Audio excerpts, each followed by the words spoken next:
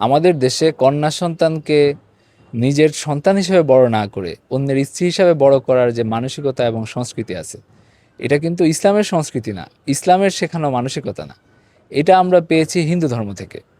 হিন্দু ধর্মে একজন মেয়ে তার পরিবারের পার্মানেন্ট অংশ না, বিয়ের মাধ্যমে সে অন্য পরিবারের অংশ হয়ে যায়।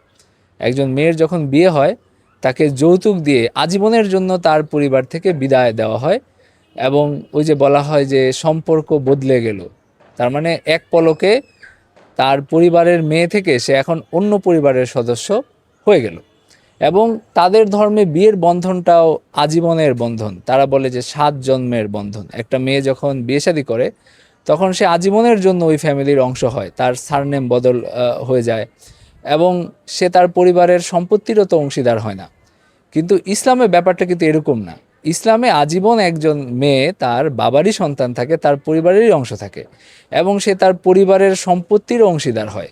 যদিও ছেলের সমান না, ছেলে যেহেতু তার বাবা মার দেখাশোনা করে, তার বোনদেরও দেখাশোনা করার একটা দায়িত্ব তার উপরে থাকে, তাকে সম্পত্তি দ্বিগুণ দেওয়া হয়। আবার মোহরের একটা ব্যাপার আছে, সে মোহর দিয়ে বিয়ে করে আর মেয়েরা মোহর পায় বিয়ে করে। তো এই সব দিক মিলিয়ে ছেলেদেরকে সম্পত্তি দ্বিগুণ দেওয়া হয়েছে, মেয়েদেরকে অর্ধেক দেওয়া হয়েছে।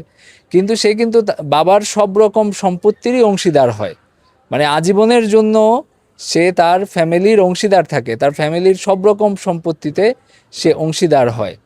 এবং ইসলামে বিয়ের বন্ধনটাও কোনো আজীবনের বন্ধন না। বিয়ে মানুষ করে, অনেক সময় স্থায়ী হয়, অনেক সময় এটা ক্ষণস্থায়ীও হয়, অনেক ঝামেলা হইতে পারে। সেই ক্ষেত্রে বিয়ে ভেঙে গেলে সে আবার তার ফ্যামিলিতে ফিরে আসে। আমরা নবীজি সাল্লাল্লাহু আলাইহি সাল্লামের জীবনে দেখি যে তার 2 জন মেয়ে রুকাইয়া এবং উম্মে কুলসুমের বিয়ে হয়েছিল আবুল আহাবের 2 ছেলের সাথে। যখন ইসলাম আসলো এবং নবীজি সাল্লাল্লাহু আলাইহি সাল্লাম ইসলাম প্রচার করা শুরু করলেন, তখন আবুল আহাব তার ছেলেদের উপর চাপ প্রয়োগ করে তাদের বিয়ে বিচ্ছেদ করায়। এরপরে দীর্ঘদিন কিন্তু এই 2 মেয়ে নবীজি সাল্লাল্লাহু আলাইহি সাল্লামের সাথেই ছিল। মানে এরকম না যে তিনি দ্রুত তাদের বিয়ে দেওয়ার চেষ্টা করেছেন।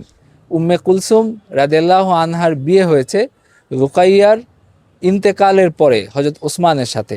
এইখানে আপনারা দেখবেন যে প্রায় 12-13 বছর তিনি তার বাবার ফ্যামিলিতে ছিলেন।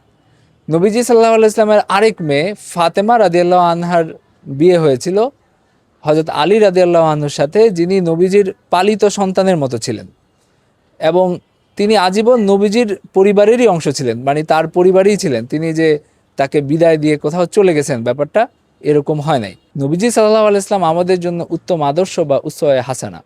তার জীবন থেকে আমরা কিন্তু আজীবন মেয়েদেরকে আপন করে রাখার, কাছে রাখার শিক্ষা পাই, দূরে ঠেলে দেওয়ার শিক্ষা পাই না। বিয়ে একটা মেয়ের জীবনের একমাত্র লক্ষ্য, এরকম শিক্ষাও কিন্তু আমরা পাই না। নবীজি সাল্লাল্লাহু আলাইহি সাল্লাম তার মেয়েদের বিয়ে দেওয়ার জন্য একেবারে ব্যস্ত হয়ে যান নাই এবং বিয়েকে তিনি একমাত্র জীবন মনে করেন নাই, মেয়েদের বিবাহিত থাকাকে তিনি একমাত্র জীবন মনে করেন নাই।